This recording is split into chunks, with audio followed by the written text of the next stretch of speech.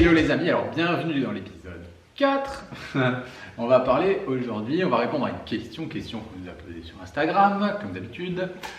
Comment créer sa communauté? Voilà, comment créer une communauté plutôt, voilà, hors des réseaux. Voilà, important, hors des réseaux. Les réseaux, c'est génial. Vive les réseaux sociaux, nous on aime bien. Le fait de pouvoir échanger, de connecter avec des gens. Puis nous, c'est vrai que sans les réseaux, on ne se serait pas réinformé par rapport à tout ce qui se passe. Franchement, pour le côté information, c'est génial. Mais il faut faire attention, c'est très addictif. Et les réseaux sociaux, surtout, ça peut nous donner une image biaisée de la réalité. Ça, j'ai remarqué. C'est-à-dire que si on regarde tout le temps des vidéos, des images, si on regarde tout le temps des stories, des réels, de gens qui se font attaquer, de gens au Moyen-Orient, de guerre, etc., on va avoir des biais cognitifs qui vont se créer et se dire le réel c'est ça. Alors que je suis tranquille, là on est dans notre salon, il se passe rien, personne ne m'a jamais tiré dessus, enfin depuis quelques années. Enfin voilà, c'est cool quoi, la vie elle est cool. Et en fait notre cerveau il va se dire que la réalité c'est ça, puis on va commencer à développer des angoisses, des peurs, des craintes, des phobies sociales. Et c'est pas du tout ce qu'on veut. Donc les réseaux sociaux c'est bien, attention. Et du coup si on veut créer une vraie communauté, si on veut créer des liens avec des gens, eh ben, on va essayer de sortir un petit peu des réseaux et c'est ce qu'on va vous expliquer, c'est de quoi on va parler plutôt. Ouais. Alors comment on a fait nous, qu'est-ce que tu penses? Je pense que déjà de base, moi les réseaux sociaux m'ont quand même malgré tout aidé. C'est comme ça qu'on s'est rencontrés aussi. J'ai oublié de le pour dire. la petite histoire, voilà. Nous, on s'est rencontrés via les réseaux sociaux. Sans les réseaux sociaux, on ne serait pas là aujourd'hui, on n'aurait pas créé tout ça. On était à 1000 km l'un de l'autre et YouTube, voilà, moi j'avais ma chaîne YouTube où je parlais de nutrition, de santé, holistique, de sport et de bien-être. Céline avait la sienne. On s'est rencontrés, coup de foudre à Notting Hill. Sur YouTube, pardon. Coup de foot sur YouTube et j'ai emménagé avec elle et voilà, on habitait à plus de 1000 km. Donc pour ça, les réseaux, c'est génial. Ouais. Et ça peut même vous aider déjà à créer une communauté où vous vous rapprochez de gens comme vous. Ça peut être intéressant. C'est ça. Déjà, on va pas cracher dans la soupe. Ouais, non. Avant de créer une communauté, déjà ce qui est bien, c'est de connaître ses valeurs. Parce que avant toute chose, une communauté, pour moi, c'est des personnes qui partagent les mêmes valeurs que nous. Donc c'est pour ça aussi qu'on s'est mis ensemble, parce que j'ai des valeurs très hautes dans ma vie, qui sont la liberté. Ah bon, je savais pas. La santé, le bien-être, la famille, c'est mes valeurs. Et me mettre avec une personne qui a les mêmes valeurs que moi, c'était important pour mon évolution, pour ma progression, etc. Donc, de la même manière, ce qui s'est passé aussi, c'est que quand j'ai pris conscience de mes valeurs, forcément, mon entourage, qui n'avait pas les mêmes valeurs que moi, soit s'est écarté, soit je m'en suis écartée parce que c'était nocif pour moi, ça ne me faisait pas progresser dans ma vie. Au contraire, parfois, ça me rabaissait. Donc, j'ai compris aussi quelles étaient mes valeurs. Et donc de me dire, je vais trouver la même famille d'âmes que moi. Parce que souvent, moi j'ai des personnes aussi qui me disent oui, mais les gens me comprennent pas, etc. Mais c'est normal, si tu fais pas partie de la même famille d'âmes que ces personnes-là et qu'elles n'ont pas les mêmes choses, on va dire, comment expliquer, à transcender ou à travailler dans leur vie et qu'elles ne sont pas venues sur une même ligne de conduite que la tienne. Ou que vous ne vivrez pas vraiment sur le même plan ou que vous ne jouez pas en fait la même note. Exactement, donc c'est tout à fait normal qu'il y ait des personnes qui ne nous correspondent pas. Il faut accepter ça, parce que moi pendant une période je voulais en fait être aimée de tout le monde et je ne comprenais pas pourquoi il y a des gens qui ne m'aimaient pas. Maintenant je comprends bien qu'il y a des gens qui ne m'aiment pas parce que forcément je renvoie des choses et je renvoie par exemple la liberté pour moi qui est une valeur qui est très haute et pour d'autres personnes peut-être pas, donc je vais déranger sur certaines choses, je vais renvoyer aussi pour moi une santé qui est optimale, un corps physique qui fonctionne bien. Qui est beau aussi. Voilà, j'en prends soin parce que j'ai passé la quarantaine, donc voilà, on prend soin de soi. Sans parler de trucs artificiels, hein, plus parler de s'alimenter de la bonne façon, d'avoir les bonnes pensées, de faire du sport, de s'entretenir, etc. Ça, c'est mes valeurs. Et donc, j'ai envie de m'entourer de personnes aussi qui prennent soin d'eux, sur lesquelles je peux échanger, parler, grandir, qui vont faire évoluer. C'est sûr que je ne vais pas aller communiquer, avoir des super potes ou mon conjoint qui va fumer toute la journée, boire, picoler, être affalé sur son canapé. On ne va pas avoir les mêmes valeurs. Ou être déconnecté de toute forme de spiritualité. Voilà, ou vivre dans un monde virtuel, je sais pas, jeux vidéo, un mec qui joue aux jeux vidéo toute la journée, etc. Ça va pas faire partie de mes valeurs. Donc déjà, c'est un peu pour planter le décor quelque part. Donc tu veux créer une communauté, donc déjà trouve tes propres valeurs et essaye de trouver autour de toi des gens qui ont les mêmes valeurs que toi. Ouais, ce que tu veux dire là, c'est déjà apprendre à te connaître, quoi. Ah ben oui, la base c'est déjà d'apprendre à se connaître, voilà, Ouais. d'apprendre ce que tu veux réellement, parce que là aujourd'hui on va parler de créer des communautés plus dans le sens des résistants ou des choses comme ça, parce que c'est la question partait en fait de ce principe-là. Des personnes qui pensent comme moi, qui veulent pas aller se faire V. J'ai oublié qu'on disait pas les mots interdits, Ouais. je vous le rappelle quand même dans cette vidéo. Donc quand vous entendez V, vous comprenez bien ce que c'est, et le coco, vous comprenez aussi ce que c'est, voilà. Évitez aussi dans les commentaires de mettre les noms de tout ça pour éviter qu'on ait aussi des problèmes et qu'on se fasse censurer les vidéos. Voilà. Donc ça c'est dit.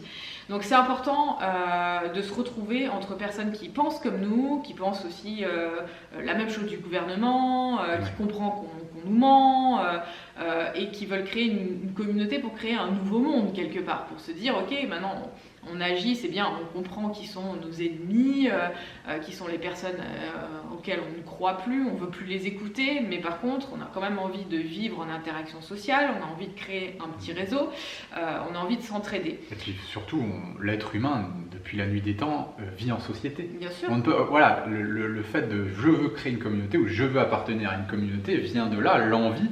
C'est-à-dire qu'on ne peut pas vivre seul. Alors, il y a des gens qui arrivent à vivre en autarcie dans la montagne, etc. C'est super, c'est génial, ils font partie d'un tout petit pourcentage d'individus. Mais de manière générale, l'être humain est fait pour vivre. Nous sommes des êtres codépendants, nous avons besoin des uns des autres. Et on a besoin, voilà, moi par exemple, il y a plein de choses que je ne sais pas faire, mais il y a aussi quelques petits trucs que je sais faire. Et ce que je sais faire, j'ai envie de le mettre à disposition des autres et vice-versa. C'est pour ça que ça doit tourner. Mais voilà, depuis la nuit des temps, l'être humain vit en communauté, quoi. C'est ça, c'est ça. Donc à partir de ce moment-là, ça peut être d'aller voir en fait où sont les regroupements des personnes déjà. Peut-être au début, même si moi par exemple je suis pas ultra fan d'aller faire des manifestations. Moi j'aime pas aller manifester, en fait dire que je suis pas contente, je suis pas contente. Non, en fait dans ma vie de tous les jours, j'essaye de faire des choses qui vont dans mes valeurs et j'évite de donner de l'énergie en fait à ces personnes-là. Donc y aller pour rencontrer du monde, ça peut être aussi une bonne solution parce que les manifestations, on peut y rencontrer des personnes qui pensent comme nous. Bon, après, moi, je suis pas fan de la personne qui est toujours en train de râler le mouton noir, tu vois, et qui est en train de gueuler après tout le monde et qui est pas content, mais qui fait rien en fait et qui continue à aller travailler comme un esclave, payer ses impôts, voilà, à pas essayer de trouver des solutions, à aller se faire V quand même, parce qu'il y a des gens qui manifestent mais qui vont quand même se faire V, donc voilà. Donc il y a tout ça en fait qui rentre en jeu. Moi, j'ai du mal en fait à me dire voilà, un vrai résistant, une vraie personne qui va aller dans ma communauté. Moi, autour de moi, mes super amis, les personnes qui sont très proches de moi, etc., sont pavées en fait, parce que c'est pas compatible avec tout ça. Donc après je dis pas qu'il faut rejeter ces gens-là ou quoi que ce soit, je dis juste que si tu veux te créer une communauté solide et aller jusqu'au bout de tes idées et que c'est vraiment ça qui t'anime, voilà, pour moi ça fait partie des choses j'ai du mal à tolérer en fait. En fait je pense qu'on parle souvent de cercle social, tu vois, on parle souvent de cercle social et plus ton cercle social il va se refermer, plus ça va être intéressant pour ton bien-être d'avoir des gens qui ont des valeurs proches des tiennes. Premier cercle social, ça va être ta famille. Tu vois, donc moi, pour moi c'est Céline et voilà. Je sais pas, moi par exemple tu me dis bon je vais me faire V, là voilà, c'est comme si moi je te le disais ou là toi comment tu l'aurais pris? Je pense pas que je serais encore là. Je sais pas, en fait pour moi le fait d'aller se faire V c'est un suicide identitaire en fait. en fonction de mes propres valeurs, vu que j'ai une valeur liberté et santé très haute, aller m'injecter ça, ce serait un suicide identitaire. Et donc, pour Céline, ce serait également un suicide identitaire. Et du coup, je ne reconnaîtrais plus en elle ce que j'aime. Donc, voilà, il y aurait un gros clivage, on va dire. Donc, ouais, je pense que le premier cercle, ça doit vraiment être des gens qui doivent partager les mêmes valeurs que nous. Alors, pas complètement être des clones, sinon on tombe dans un dogme. Et, oui, là, c'est bien d'avoir des personnes qui... Nous, on a il y a plein de choses, de désaccords. On a plein de désaccords et on aime énormément aller titiller les croyances de l'un et de l'autre. Ouais. C'est génial et ça nous fait grandir. Donc, il ne faut pas avoir des clones dans ce petit cercle. Et en fait, plus le cercle social, après la famille, on a peut-être le clan, la communauté. Là, forcément, on partage un petit peu les mêmes valeurs. Et puis après, ça commence à grandir. Et plus ça va grandir, plus les cercles vont grandir, moins on a les mêmes valeurs. Moi, par exemple, je suis inscrit dans un club de MMA. Et dans le club de MMA, je trouve que c'est sympa, j'aime bien les personnes, j'aime bien les gens. Pareil, je vais dans une salle de sport, je trouve que c'est sympa, j'aime bien les gens. Et on ne partage pas tous les mêmes idéaux, on ne partage pas tous les mêmes valeurs, on n'a pas tous les mêmes convictions, mais j'en ai rien à foutre en fait. Parce que je ne vis pas avec ces gens-là, j'aime un peu échanger avec eux, me nourrir de ce qu'ils ont à m'apprendre, j'aime bien qu'il y ait aussi des petits débats, c'est sympa, mais voilà, ça va s'arrêter là. Par contre, je pense que pour avoir une communauté, c'est un petit peu comme un clan, je pense que c'est le cercle au-dessus de la famille. Et là, c'est important qu'il y ait des valeurs qui soient similaires, surtout par rapport à ce qui se passe. En fait, ça dépend aussi quel type de communauté tu veux créer. Déjà, est-ce que tu veux créer une communauté de résistants, on va dire, de gens qui sont comme toi, etc. Est-ce que tu veux créer une communauté de personnes qui sortent du système et qui vont créer de l'autonomie alimentaire ou financière, etc. En fait, ça dépend aussi. Tu peux créer plusieurs communautés, en fait. Tu peux aussi créer des communautés de dissidents, des communautés de permaculteurs, des communautés de personnes qui vont utiliser une autre monnaie, par exemple. Voilà, donc après, à toi de voir aussi quel type de communauté tu veux créer, et puis d'aller dans les cercles, de trouver des personnes en fait qui vont aller dans ce sens-là. Moi, en fait, c'est beaucoup en discutant, parce que les personnes que j'ai trouvées qui collaborent, qui travaillent avec moi sur le chemin de l'autonomie, que ce soit alimentaire, financière, etc., c'est des gens que j'ai rencontrés en fait dans la rue en discutant. Et moi, en général, je discute, je vais dire 2-3 choses vraiment qui sont importantes pour moi, et je vois comment la personne elle réagit, et je vois tout de suite si la personne elle fait partie de ma famille d'âme ou de la communauté. Ou elle peut faire partie de ce fameux cercle, voilà, de ton clan. Je vois tout de suite à 2-3 trucs. Tu poses quoi comme question du coup pour être sûr? Déjà, si la personne elle a le masque jusqu'au-dessous du nez, au-dessus des yeux là, tu sais que c'est non. En fait, ce qui est magique avec cette période, moi je trouve super, c'est qu'en très peu de temps, vous arrivez à cataloguer les gens et vous savez tout de suite à qui vous avez affaire. Donc, quel type de questions, toi, je sais pas, t'as posé aux gens qui nous entourent aujourd'hui? Je parle un petit peu de ce qui se passe actuellement, par exemple. Et c'est fantastique, parce que de parler de ce qui se passe actuellement, tu arrives tout de suite en 2-3 questions à savoir le positionnement de la personne. Donc la personne, elle te dit oh oui, non, mais moi, de toute façon, j'y suis allée, voilà, de toute façon, il faut le faire, c'est comme ça. Il faut protéger les autres. Il faut protéger les autres, il faut bien mourir de quelque chose. Moi, déjà, ce genre de discussion, déjà, tu fais pas partie de la communauté. Non, en fait, t'es un videur de boîte de nuit, tu vois. Voilà, c'est ça. Au lieu de regarder les baskets du mec, tu regardes son masque et tu lui dis 2-3 mots et tu sais tout de suite si ça match en fait. C'est qu'est-ce que tu penses de tout ça? Est-ce que tu iras faire la 3e? Ah oui, alors là, ceux-là, c'est mort. Bah, voilà. Il y a des degrés après, tu vois. Il y a ceux qui résistent et qui au bout d'un moment flanchent. T'as ceux qui ont flanché dès le départ. T'as ceux qui iront jusqu'à la fin, même s'il en faut 12, 13, 14, 15. Genre le mec qui te dit non, jamais je le ferai, plutôt crever. Et toi tout de suite, toi t'es mon pote. Alors, je voulais te parler d'un truc. Voilà, moi déjà tu me parles comme ça, tu me dis non mais moi c'est no way. Moi dans mon cercle d'amis, voilà, j'ai mes copines et tout, j'ai des petits cercles à droite à gauche, mais ces gens-là c'est never quoi, never. Enfin, elles préfèrent mourir, moi aussi je préfère mourir pour mes idéaux que d'aller faire une merde pareille quoi. Donc tout ça de toute façon au bout d'un moment ça va émerger et voilà, mais bon, c'est pas le sujet. Mais là, pour moi, déjà, rien que 2-3 questions, c'est bon, quoi. C'est bon. Alors qu'avant, c'était long, en fait, de pouvoir comprendre un petit peu l'état d'esprit de la personne, etc. Donc déjà, pour moi, ça faisait déjà un premier rempart. Et si le premier rempart, il est franchi, ok, on va discuter, on va aller peut-être un petit peu plus loin et on va voir jusqu'où on va aller.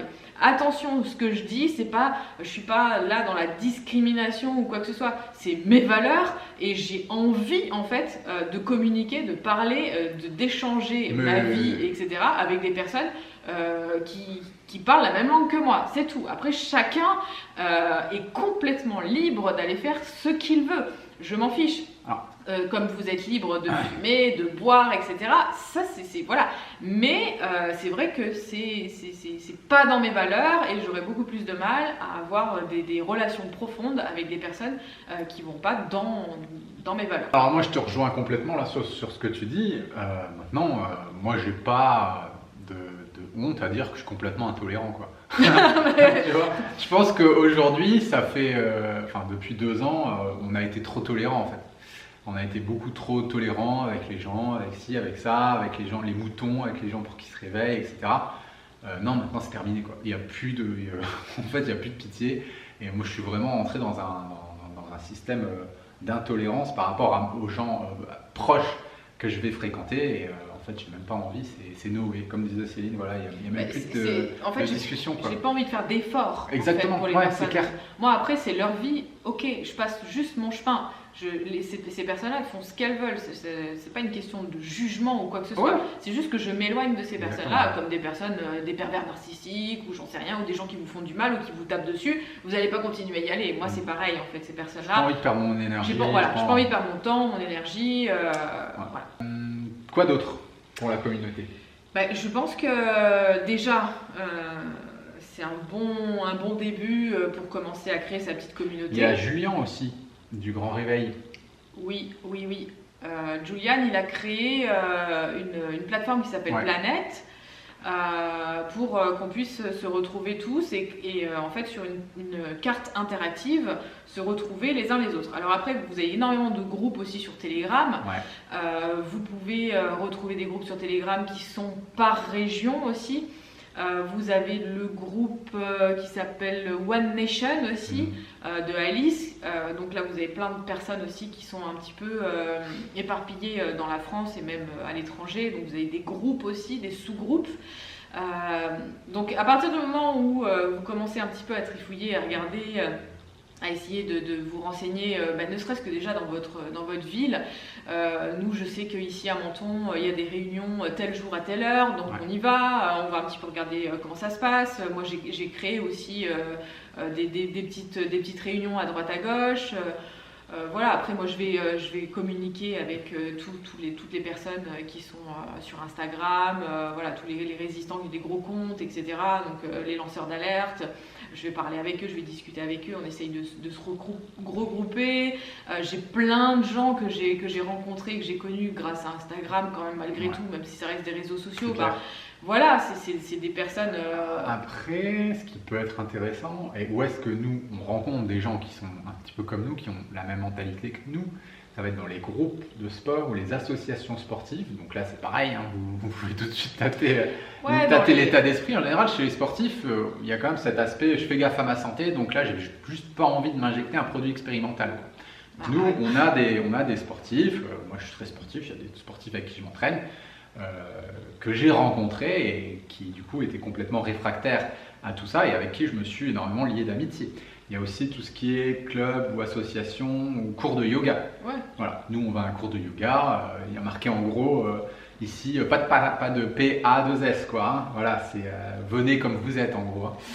Ça peut être aussi dans les stages aussi, je pensais dans les stages de développement personnel, dans les stages de méditation, des groupes, etc. C'est quand même des milieux, on va dire, qui sont propices à un certain éveil et qui pourront sûrement regrouper des gens qui partagent les mêmes valeurs que vous. Ça peut être intéressant. Qu'est-ce que tu verrais d'autre Après, ça peut être aussi les maraîchers, les permaculteurs. Il y a plein de petits trucs à droite à gauche. Les gens qui veulent créer de l'autonomie chez eux, par exemple. Vous avez plein de choses que vous pouvez regarder sur YouTube. Voilà, donc là, à partir de là, il faut essayer vraiment de se regrouper, de trouver des gens. Mais je pense que là, actuellement, il y a plein de petites manifestations, il y a plein de petits trucs qui se créent à droite à gauche. Et puis je pense que ça peut être vraiment intéressant de ne pas hésiter alors qu'on vit dans une société qui est très individualiste, il faut le dire, à exprimer cette volonté de fédérer et de rejoindre une communauté.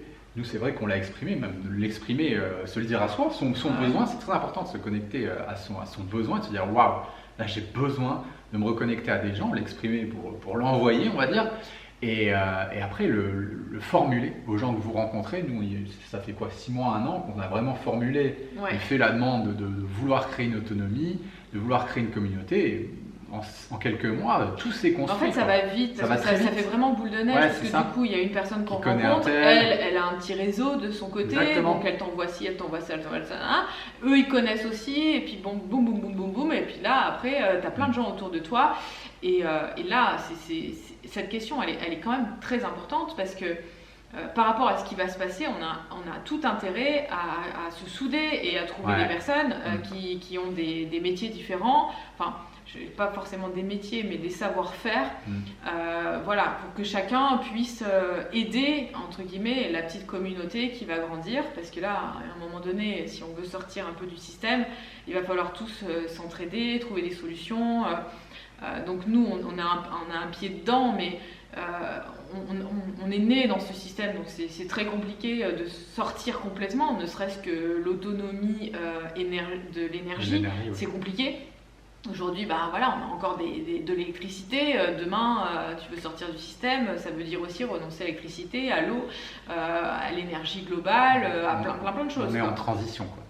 Voilà. Alors, il y a, je pense que ce qui peut vraiment nous inspirer et être inspirant, je ne vais pas développer trop le concept et cette idée, parce que c'est vrai que sinon on y passe encore 1 heure, mais ce qu'il faut, je pense, avoir pour modèle, c'est les petites communautés, les minorités en fait d'immigrés, les minorités de gens du voyage, les minorités religieuses qui sont installées dans un pays.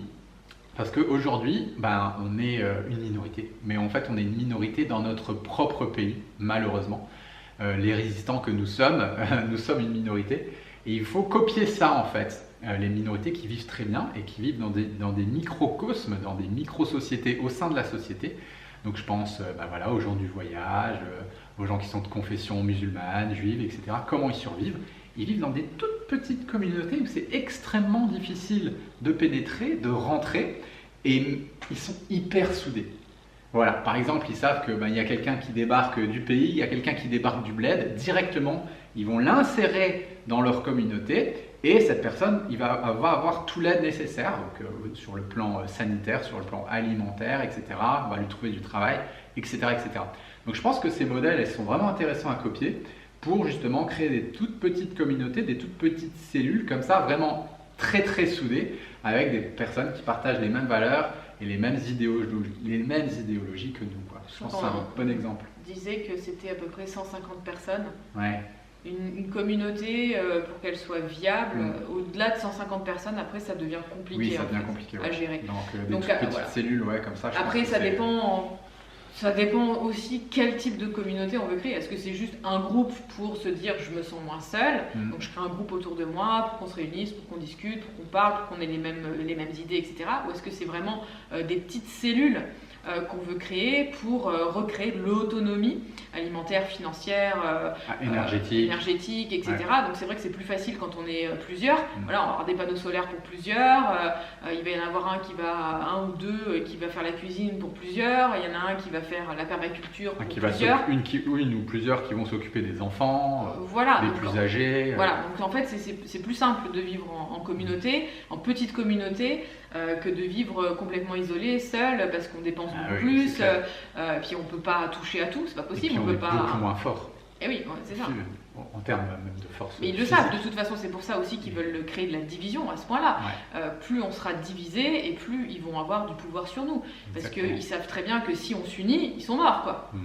Ils font pas 10 minutes. Je pense qu'on a donné pas mal d'infos là, donc pour tous ceux et celles qui veulent créer une communauté. Et puis, de toute façon, il y a aussi, encore une fois, les réseaux, malgré tout. Ouais, là, par exemple, vous pouvez, sous la vidéo, mettre en commentaire votre région, juste Voilà, Ouais, votre mettez région, je suis résistant, j'habite à tel endroit, est-ce qu'il y a des personnes qui veulent me contacter Exactement. ou j'ai déjà créé une petite cellule, rejoignez-nous, etc., etc. Ou je suis permaculteur, je veux proposer mes services. Exactement. Voilà, pensez toujours à l'entraide. Voilà, Ouais. on aura besoin énormément d'entraide. Il y a un moment donné, peut-être on n'aura plus de monnaie, j'en sais rien comment ça va se passer. Et là, pour l'instant, c'est juste tout en train de s'effondrer. Il va y avoir un espèce d'entre-deux comme ça qui sera compliqué entre le nouveau et l'ancien, qui va durer une certaine période, 1 an, 2 ans, 3 ans, 10 ans, on n'en sait rien. Mais voilà, cet entre-deux, il va falloir survivre. Donc il va falloir qu'on s'entraide et il va falloir qu'on arrête de penser nombriliste, moi, et il va falloir qu'on commence à penser aussi co-création, vivre ensemble, parce que je sais que pour certaines personnes c'est compliqué, on n'a pas l'habitude de vivre ensemble, toujours en train de se tirer dans les pattes, d'avoir de la jalousie envers les uns envers les autres. Donc il faut que l'humain aussi mûrisse un peu sur certaines choses, qui mettent un peu d'eau dans son vin dans pas mal de sujets et qu'on puisse recréer une communauté d'entraide et puis arriver à quelque chose et à survivre surtout.